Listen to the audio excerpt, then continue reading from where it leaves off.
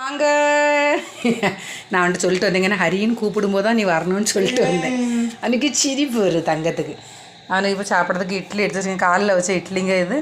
அப்புறம் தக்காளி சட்னி. இப்போ தோசை ஊற்றி வச்சுருக்கேன். இட்லி பொடியும் வச்சுருக்கேங்க. அவன் சாப்பிட்றதுக்கு எனக்கு மோர் குழம்பு இருக்குது. நம்ம தானங்க மிச்சம் மீதி எல்லாம் காலி பண்ணணும். இங்கே இருங்க, ஒரு கைப்பிடி சாதம் இருக்குது. இது அதுக்கப்புறம் அடமாவு காலி ஆவேனான் இருக்கு. ஏன்னா நான் மட்டும்தான் சாப்பிடுவேங்க.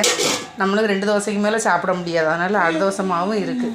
ஹரிக்குட்டிக்கும் ஜுரம் அடிச்சுன்னு அடை தோசையும் கொடுக்கல. அதனால் தோசை இந்த இட்லி தோசைன்னு ஊற்றுனால அந்த அடை தோசை மாவு மிச்சம் வந்துச்சு. பொதுவாகவே பிள்ளைங்களுக்கு அடை தோசைலாம் ரொம்ப பிடிக்காதுங்க. சப்பாத்தி பூரி இட்லி தோசை இடியாப்பம்னா சாப்பிட்டுப்பாங்க. அந்த அடைனாலே எல்லோரும் அலர்ஜி தான். பின்ன எனக்கு ஆசைக்கு தாங்க எப்போமாவது போடுவேன். ஹரிஷ் குட்டி எல்லாத்துக்கும் குட் நைட் சொல்லுங்கள். தூக்கமே இல்லையாங்க. தூக்கமாக ஒரு காலைல 3:30 மணிக்கு எஞ்சிது, இன்னும் தூங்கலைங்க. தைக்கிற வேலையும் இருந்துகிட்டே இருக்கா. ஓகேம்மா, பாய்மா. வீடியோ பிடிச்சிருந்தா லைக் பண்ணுங்கள், ஷேர் பண்ணுங்கள், சப்ஸ்கிரைப் பண்ணுங்கள்.